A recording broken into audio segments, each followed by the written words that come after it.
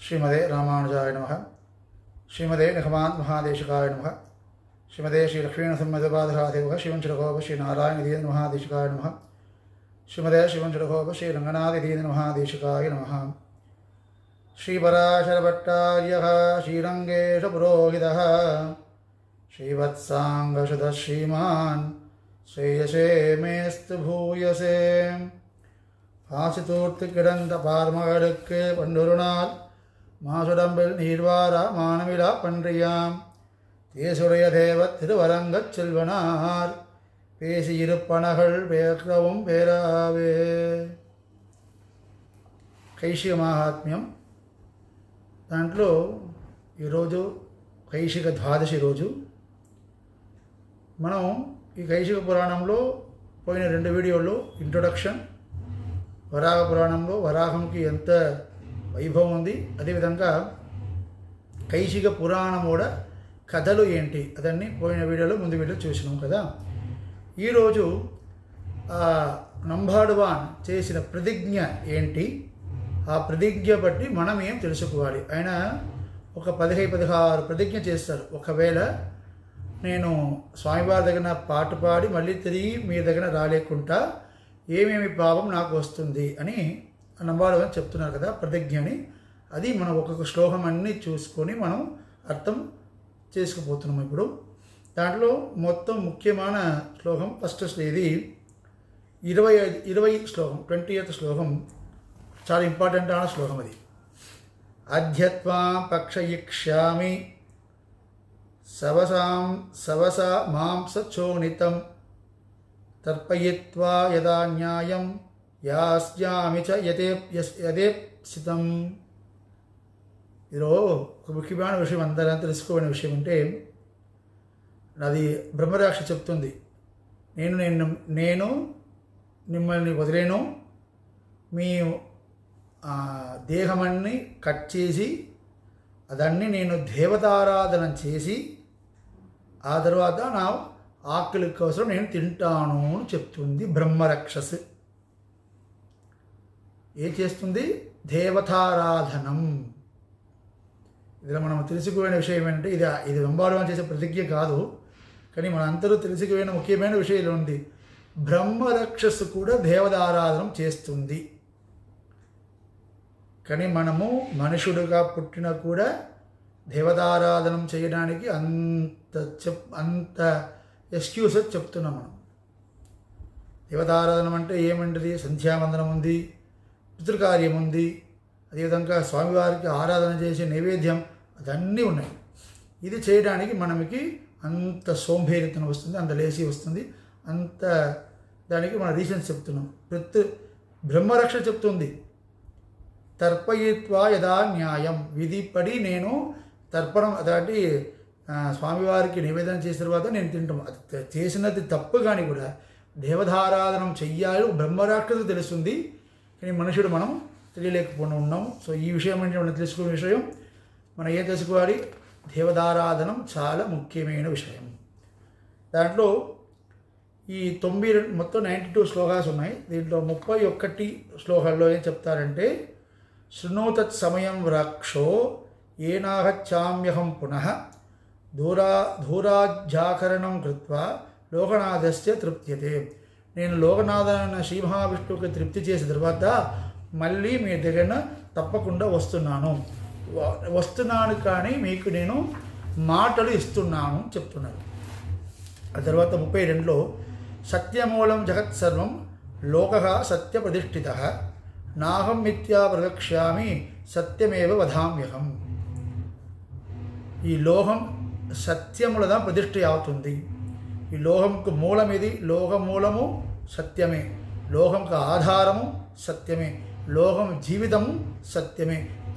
So నేను తప్పకుండా మళ్ళీ తిరిగి వస్తున్నాను, దానికి సత్యం చేస్తున్నాను అని చెప్పేసి 33 శ్లోకాల నుంచి ప్రారంభమయ్యి దగ్గర 50 శ్లోకం వరకు, ఇది 33 నుంచి 50 శ్లోకం వరకు నంబాడువాన్ చెప్తున్నారు ఏవి పాపం నాకు వస్తుందో అని. మనం శ్లోకాల్లో చదివి అర్థం సంగ్రహ వింటే వస్తున్నాము. అద్య మే సమయస్తత్ర బ్రహ్మరాక్షతం శృణు చపామి సత్యేన కదో యత్యహం నాహమే పునః. ఎవరు సత్యము మీరి అసత్యం చెప్తున్నారో, ఫస్ట్ ప్రతిజ్ఞ, అసత్యం ఎవరు చెప్తున్నారో వాళ్ళకి ఏ పాపం ఉందో నేను మళ్ళీ లేకుండా నాకు ఆ పాపం వస్తాయి. సత్యం ముఖ్యం. యోగచ్చేత్ పరధారాం చ కామమోహ ప్రపీడితః తస్య పాపే లభ్యేయం యత్యహం నాహమే పునః. ఎవరు కామ ఇచ్చేతో పరస్త్రీ గమనం చేస్తున్నారు. పరస్త్రీ అంటే ఇంకొక భార్య పైన ఆశ పెట్టుకున్నారో వాళ్ళకి ఎంత ఘోరమైన నరకం వస్తుందో ఆ నరకం ఒకవేళ నేను తిరిగి రాలేకుండా నాకు వస్తుంది. భాగభేదం తు కుర్యాత్ ఆత్మనచ్చోభ పుంజతః తస్య పాపే లిభ్య. ఇది సెకండ్ లైన్ అన్ని విషయంలో ఒకటే. తస్య పాపేన లిభ్యేన యత్యహం నాహవే పునః. ఆ పాపం వాళ్ళకి ఏ పాపమో నేను తిరిగి లేకుండా నాకు వస్తుంది. ఇదే అది పాపం. మనము ఫస్ట్ లైన్ కూడా అర్థం చూస్తూ వస్తున్నాం. మనం ఎవరొకటి ఒక అందరూ కూర్చొని భోజనం చేసినప్పుడు, ఒక సభలో గోష్ఠిగా భోజనం చేసినప్పుడు ఒక్కవారికి మంచి భోజనం పెట్టి ఇంకొక వారికి వాళ్ళోడ డబ్బు, వాళ్ళోడ ఇదేంటిది పుట్టినది అలాంటి విషయాలు చూసి ఒక్కరికి ఎక్కువ అన్నం మంచి అన్నం పెట్టి ఇంకొక వారికి తక్కువ మంచి లేకుండా పెడతారంటే వాళ్ళకి ఏం పాపం వస్తుందో అది. సో అన్నం పెట్టినప్పుడు అందరికీ ఒక గోష్ఠిగా కూర్చున్నారంటే వాళ్ళకి ఇష్టం లేకుండా పెట్టకూడదు, అది కరెక్ట్. కానీ అందరికీ సమానంగా హృదయంలో మనం సమానంగా ఉండాలి. పెట్టడం వాళ్ళకి ఒకవేళ ఒక వారికి షుగర్ ఉంది, నాకు చక్కెర వద్దని చెప్తారంటే అది తప్పు కాదు. కానీ మన హృదయంలో అందరికీ సమానంగా పెట్టాలి. ఇక్కడ హృదయంతో, ఆ సమాన హృదయంతో చేయలేకుండా తారతమ్యం ఎవరు చూస్తున్నారో వాళ్ళకు పాపం ఉంది. ఆ పాపం నాకు రావాలని చెప్తున్నారు. తత్వా వై భూపిదానం తు పునరాచిత్త దీఘ యహ. అంటే ఒక బ్రాహ్మణుడికి భూమి దానం ఇచ్చిన తర్వాత మళ్ళీ దౌర్జన్యం చేసుకొని ఆ భూమిని అపహరణం చేస్తున్నారు కదా, ఆ పాపం నాకు రావాలి అంటారు. శ్రియం భుక్త్వా రూపవతిం పునర్యస్తా వినిత్తథి. అంటే ఎవరొకడు పెళ్ళి చేసిన తర్వాత ఒక అమ్మాయితో మంచిగా ఒక సంవత్సర క్రితం మంచిగా ఉన్న తర్వాత ఆమెని వదిలేసి ఏదో ఒక దోషం చెప్పి ఆమెని వదిలేసి ఇంకొక అమ్మాయి దగ్గర పోతున్నారో ఆయనకి పెళ్ళి చేసిన తర్వాత తన భార్యని వదిలేసి ఇంకొక వారి దగ్గర పోతున్నారో వాళ్ళకి ఘోరమైన పాపం వస్తుంది అని చెప్తున్నారు. నెక్స్ట్, వ్యోమావాసిం విశాలాక్షి శ్రద్ధా కృత్వా శ్రియం వ్రజేద్. ఎవరు అమావాస్య అలాంటి పర్వదినంలో, అమావాస్య తర్పణాల దినం కదా, ఆ దినం తర్పణం చేసిన తర్వాత స్త్రీ సమ్మోహం చేస్తున్నారో వాళ్ళకి ఘోరమైన పాపం వస్తుంది. భుక్త్వా పరస్య సన్నాది యస్తం నింతది నిర్గృణ. అంటే అన్నత్తి నుండాక ఉజిత్తి తైలావణ తిరుమల. ముఖ్యమైన విషయం, అన్నదాత అని ఉన్నారు కదా, ఎవరు మనకి అన్నం పెడతారో వాళ్ళని అన్నదాత అని పేరు. వాళ్ళు పెట్టిన అన్నం భోజనం చేసిన తర్వాత అన్నం పెట్టిన వారే మనం దూషణం చేస్తే ఘోరమైన పాపం వస్తుంది. అన్నదాతాని భోజనం అన్ని చేసిన తర్వాత చెయ్యి కింద పెట్టి అన్నదాత సుఖీభవ అని మనం హృదయపూర్వకంగా ఆశీర్వాదం చెయ్యాలి. ఎవరు భోజనం చేస్తే ఇదే, వేరే మనం పక్కన వారి ఇంట్లో తిన్నా కూడా మనకు వాళ్ళ అన్నదాత అని మనం వాళ్ళ దగ్గర అన్నం తీసుకున్నవారు, అన్నదాత సుఖీభవ అని తప్పకుండా మన హృదయంతో ప్రార్థన చెయ్యాలి. ఎవరు వాళ్ళ దగ్గర భోజనం చేసిన తర్వాత వాళ్ళు దూషణ చేస్తున్నారో వాళ్ళకి పాపం ఉంది. యస్తు కన్యా తథామీతి పునస్తాంన ప్రయచ్చతి.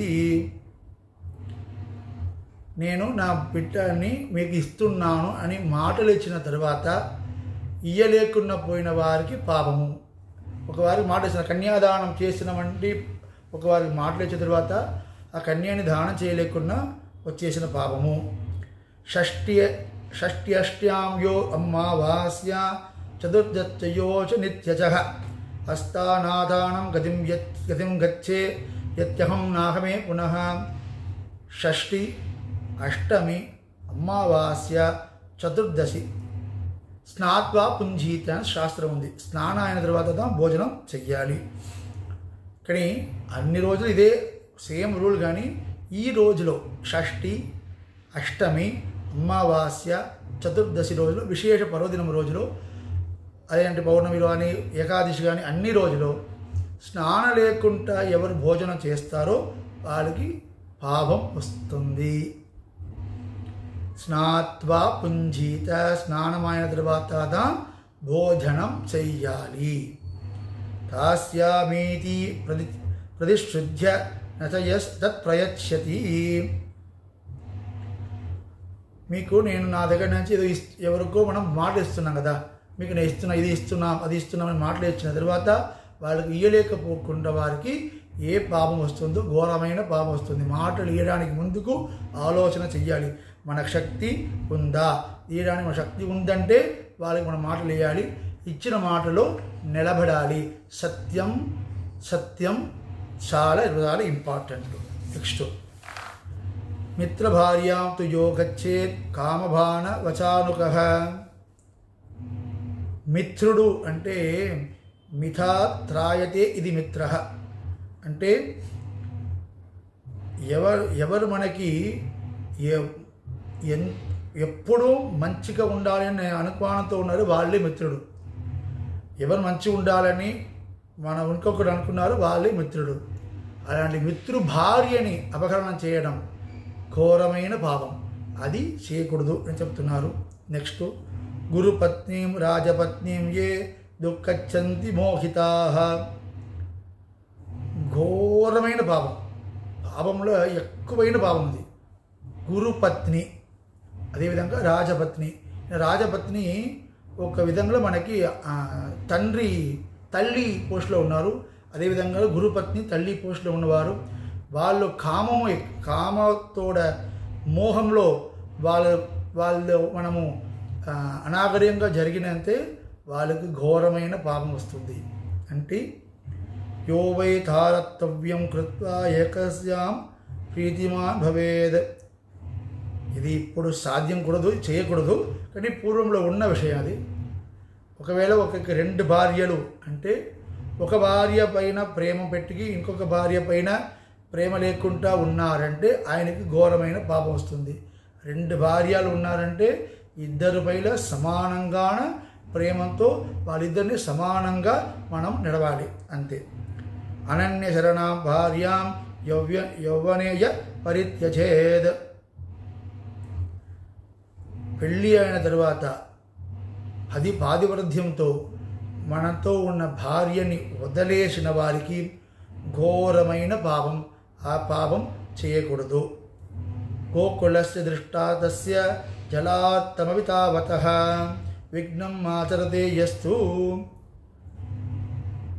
ఒక గోకూటము, ఈ కలెక్షన్ ఆఫ్ గౌస్ వచ్చేసి తన నీళ్ళు దాహంతో వస్తుందంటే ఆ నీళ్ళు దానికి పెట్టలేకుండా తీశారు కదా. గోవులు ఆ థర్స్ట్ వచ్చిన గోవులకి ఇయ్యలేకుండా అది తీశారు కదా, ఘోరమైన పాపము, అది చేయకూడదు. బ్రహ్మగ్నేచ సురాపేచ చోరే పక్న వ్రధే తదాహ. ఎవరు పానం చేస్తున్నారో, ఎవరు బ్రహ్మహత్య చేస్తున్నారో, పానం చేస్తున్నారో, వ్రతభంగం చేస్తున్నారో. ఒక వ్రత అనుష్ఠానం అంటే ఏకాదశి వ్రతం అంటే వ్రతం కరెక్ట్గా ఉండాలి. వ్రతభంగం చేసిన వారికి ఏ పాపం ఉందో ఆ పాపం వస్తుందని అంటారు. దీని వరకు ఆ బ్రహ్మరాక్షసు ఆ నంబాడు వాళ్ళ చేతితో గట్టిగా పట్టుకొని ఉంది, వదిలేవు. ఈ సత్యం అనేది అది ఒక చరకావే లేవు. లాస్ట్గా ఆయన ఒక్క సత్యం చేస్తారు. ఎవరు? నంబాడు వాళ్ళు. వాసుదేవం పరిత్యజ్య ఏణ్యం దేవముపాసతే తేషాం ఖదిం ప్రపత్యే వై యత్యహం నాహమే పునః.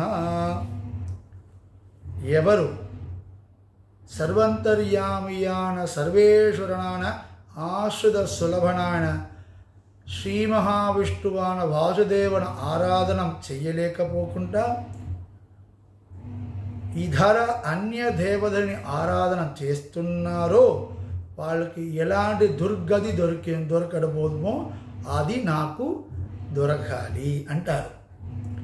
వాసుదేవుని ఆరాధన చేయలేకపోకుండా మిగదేవత ఆరాధన చేసిన వారికి ఏ దుర్గతియో అది అంటారు. నెక్స్ట్, నారాయణ మధాన్యస్యస్తు దేవైస్తుల్యం కరోతి యః తస్య పాపే లభ్యేన యత్యహం నాహమే పునః. ఇది 48 శ్లోకంలో చెప్పిన పాపం కూడా బ్రతకలేవు. ఇంకొకటి, లోకమన్నికి సర్వేశ్వరుడు ఎవరు, అంతరింటికి అంతరాత్మగా ఉన్నవారు ఎవరు, ముముక్షు ఉపాసన చేసిన వారు ఎవరు, మోక్ష ప్రదత్తిని ఎవరు, అలాంటి సర్వేశ్వరుడైన శ్రీమన్నారాయణుడు మిగతా ఉన్న దేవదారికి కూడా ఆ నారాయణునికి సమానమైన దేవదుడే అలాంటి అంటారు కదా. వాళ్ళకిదా లోకంలో ఉన్నదిలే ఘోరమైన భావం. అన్ని దేవతలు సమము అలాంటి శాస్త్రంలో ఎక్కడ లేదు. స ఆత్మ అంగాన్యన్యా దేవతా, ఒక్క దేవత ఆత్మని ఇంకొక అన్ని దేవతలు ఆత్మకు శరీరంగా ఉంది. తైత్రీయోపనిషత్తులో ఉంది. సర్వాంతర్యామి అని స్వామివారికి పేరుంది. ఇదిలో ఈ పాపందా ఇలా ఉన్నదిలే ఘోరమైన పాపం అలాంటి చెప్తుంది. ఈ మాటలు ఈ సత్య ప్రతిజ్ఞ చేసిన వెంటనే షంఢాల వచనం శుత్వా పరిదుష్టస్తు రాక్షస వాచమదనం వాక్యం గత్యచీకడం నమోస్తుతే. ఈ దాని ప్రతిజ్ఞ విన్న తర్వాత నంబర్వాన వదిలేసి నంబాడువాన నమస్కారం చేసి బ్రహ్మరక్షసు నువ్వు వెళ్ళి స్వామివారి నమస్కారం చేసుకొని తిరిగిరా అని చెప్పింది.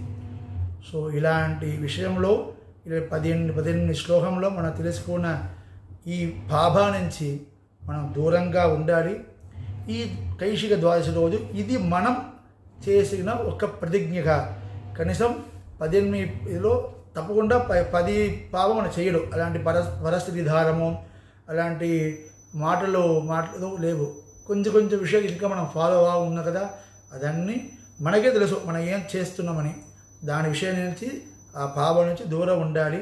ఆ దూరం పెట్టడానికి ఆ వరాగస్వామినే మనకి కృప చెయ్యాలి. ఆ భూదేవి సహిత భూవరాగస్వామి పాదార విందమే మనకు చరణం చెప్పి, ఆ నంబాడువాన్ పాదార విందమే మనకు చరణం చెప్పి, ఇదన్నీ మనకి అర్థం చేసుకున్నలాగా రాపించిన శ్రీ పరాశర భట్ట తిరువడిగలే శరణము చెప్పి పూర్తి చేస్తున్నాము. శ్రీమదే రామానుజాయ నమః. శ్రీమదే నిఖమాంత మహాదేశికాయ నమః. శ్రీ పరాశర భట్ట తిరువడిగలే శరణం.